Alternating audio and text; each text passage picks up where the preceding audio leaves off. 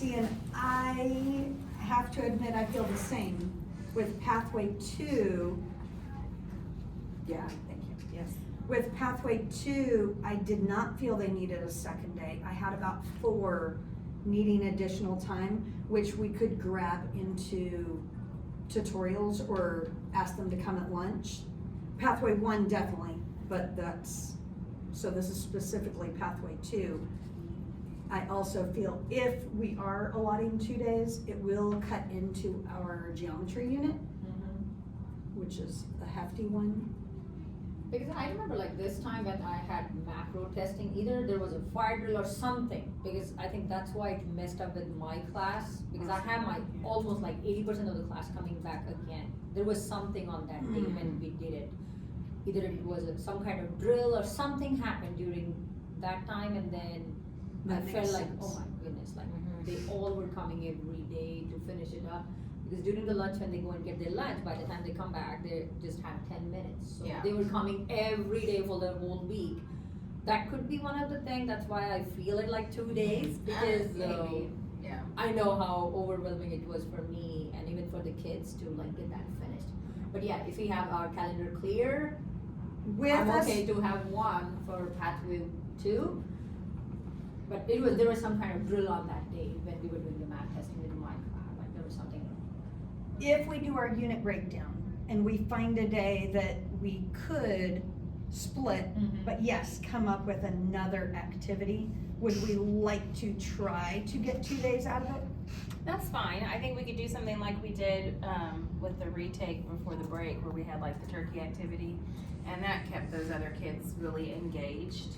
Something that they have to like paper pencil it, like not necessarily on the computer, because I think it keeps them engaged, and I can also know that they're on it versus like on a game or something, and then they get like excited about something and start making noises. So Okay. it's just making sure that we keep those that need the extra time, the quiet that everybody else had, and the others to be, engaged enough that they stay quiet. Perfect. But, so yeah, We can look I'm into totally that. okay with that.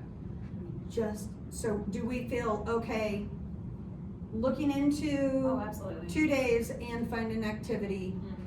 And Alright. when we say like And finding we'll- an activity, we can also do like update your graduate profile, like that kind of thing. Everybody have it updated. We can set like 15 minutes for all the kids, like those who have done macro. You have to spend 15 minutes, go to each slide and see what you have done, where you can improve. Is there something you need to change? Just kind of spend Absolutely. 15 minutes with your graduate profile and think about it, what you have achieved in the last 4 months and what's your goal. So something like that we can I love plan. that. Yeah. Okay, Sounds so good. now we're on to Pathway 2. The first one is our lesson for tomorrow regarding purposeful talk. So tomorrow is line of best fit. And currently there are 3. I'll make it larger so we don't have to all squint. And the question would be, do we want to keep all 3 so we have an option for A, B, C? Do we want to eliminate, reduce? I'm doing 2 because it was so wordy for students yesterday. Okay. I just did 2 of them and they felt like, okay. I was like, yeah. So, because of a lot of wording on it. Okay, It's too because much. they're longer Yes. verbiage wise? And then I personally give them time, okay, you have 30 seconds, read it, 1 minute, process it, and then kind of like from there, they just get so. Then if that's the case, are there 2 we'd like to narrow it down to?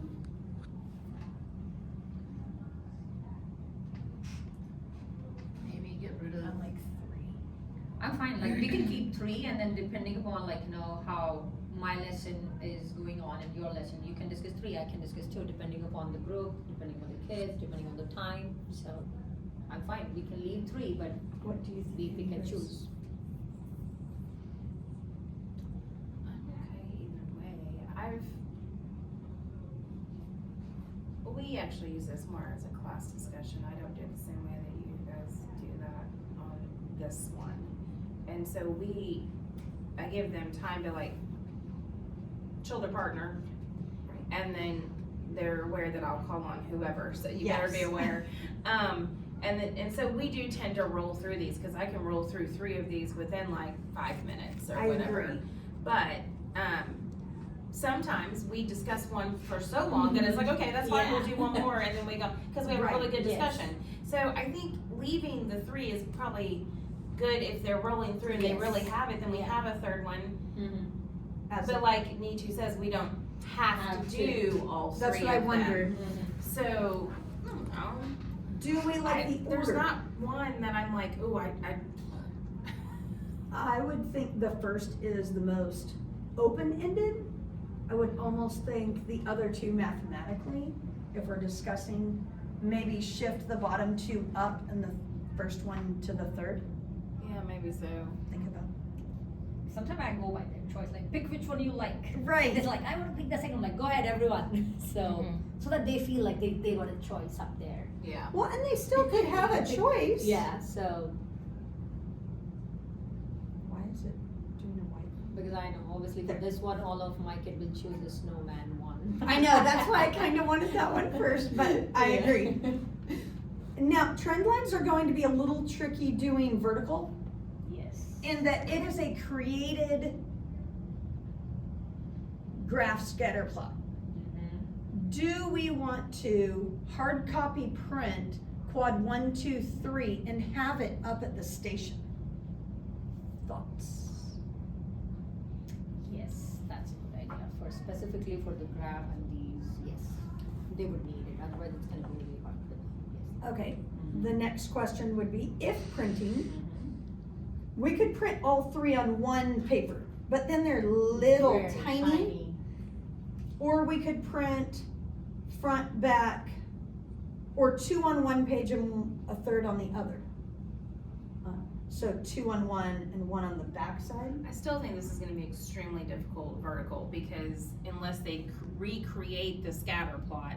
So if you're going to do this vertical, then I would probably do 2 and then 1 on the back, so that you could put them in your sleeves and have them work on that in vertical that way. That way. So that they can draw on it and everything else, instead of having to recreate the scatter plot on top of it. And scatter plots are one of the trickiest ones to do it vertical because Yeah. of the location. But again, Or, then, making their, like, when they come back to their desk, it would be hard for them to have notes.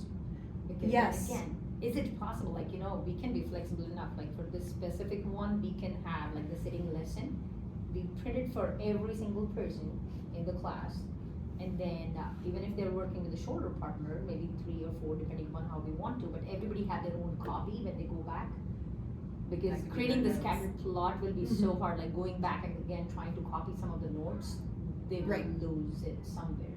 So we can print it like the whole class copy, and then when they go back, it's there for them to work on it. Like rather than like printing the slide, we can print Okay. the notes and then they have it on their desk. In that way, it would be easier for them. Because making notes for the scattered plot from the vertical on the note would be really hard. okay, I heard class copy and I also heard independent for each student. Yes. What are you thinking, Amy Grace, on that? 1 per student, 1 per group? And I think we just started the month, we had printing budget, so we are still okay. Last month, we didn't print anything because it was so far away from our place and my knee was Well, hurting, I you didn't walk to mentioned- that place. You mentioned, oh, yes. No, I don't know that I have I can see both sides. And if I sit, I probably would have them work in groups, Mhm. and then at the end, go over maybe some takeaway steps on the panel for them to just write down into their notes. But I understand the value of having it, just being able to tuck it into your notes. Right. You know, having it there too, to have something to reference.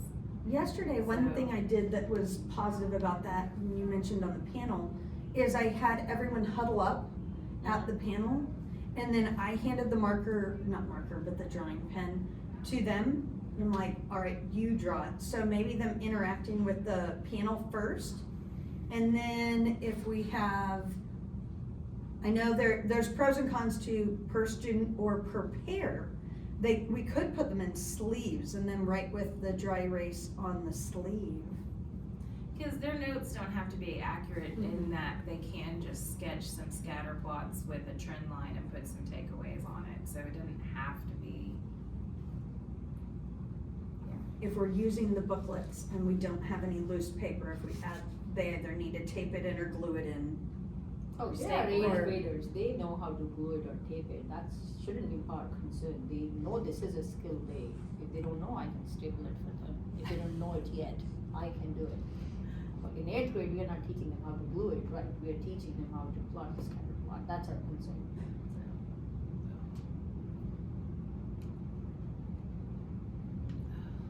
So we could go in here, print a copy for each student. Yep. Print a copy per pair.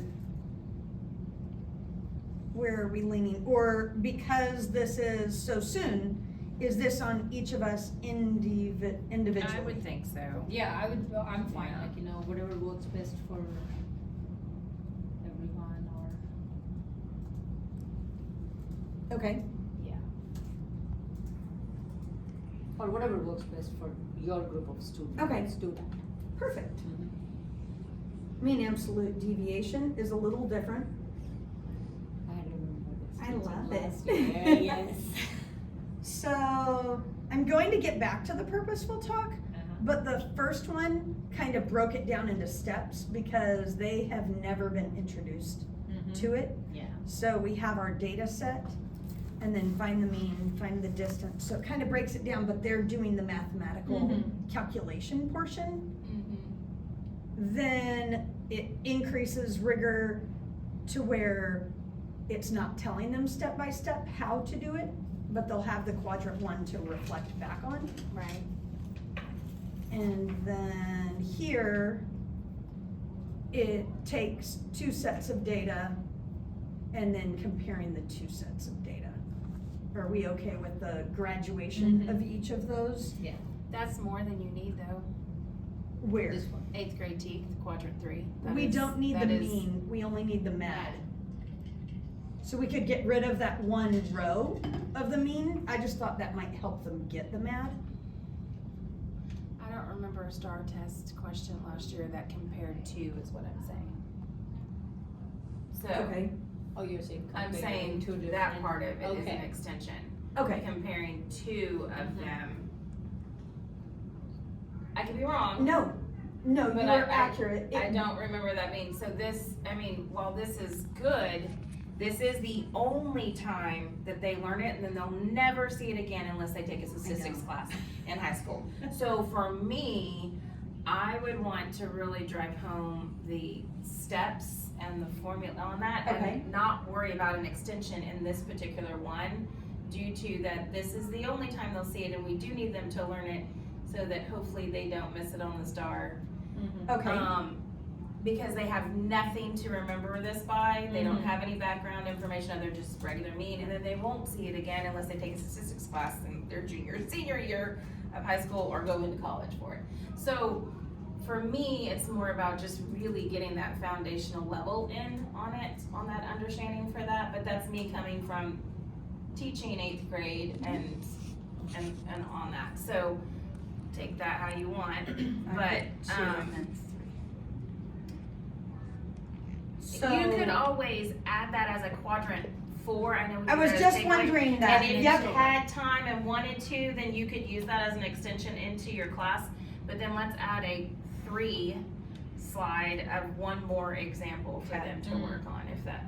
Because there are Yes. multiple steps in this, they need to remember the Lots, steps. and that's and the then- thing, none of them are hard, Yeah. it's just multi-stepped, Okay, and so they're. and I was just going where you just mentioned is we could leave that up as a quad 4 based on how our students are doing on calculating.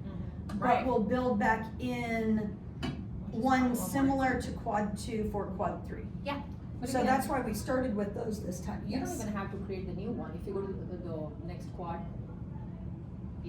Oh, You make just it tell part of them, it. yeah, you just tell them, like, you do one, Do you- and yeah, if you that's finish true. early, you're gonna start Yeah. comparing, you don't have to You could create do one more that slide. too, you could just give one of those stores and then the 4 could be the other store in comparison or whatever too, Or if like you wanted. 4 of you do this one, 4 of you do this one, and then You come could Oh, over. and then they could Then compare they half can the compare. class. Yeah, half the class do this, half the class do this. There you go, Well, that's if even we do better. that, are Yeah. we back to this one then? Then yeah, I Yeah, guess then you it's don't need to fine, make another because one. they did one part only, and then we are kind of introducing how we compare it, which is okay.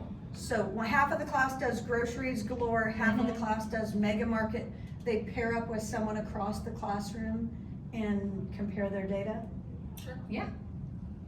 That's even See, better. I like how we discuss and then we come back to where we were. That's okay though, it's just trying to make sense of things. Absolutely. And make sure that we're covering appropriately, cause, they are advanced and we should extend them, but we also need to make sure that they're getting those solid 8th grade for the test in April, and so, So our summary was leave quad 3 Yeah. as is. Yeah. However, just split into split two, do you want to add that? Sure. Thank you. Split into, or split class into half to compare data. Oh, I like that. Since this next one isn't until next Wednesday, if we could table this Till Thursday. until Thursday? Yeah.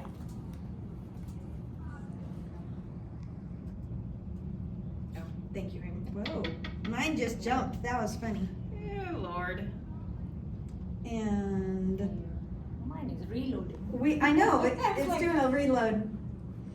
We are in need of an activity for next Wednesday. The concept is use samples to make inferences and comparing data or populations. We already have a pear deck, we already have a formative.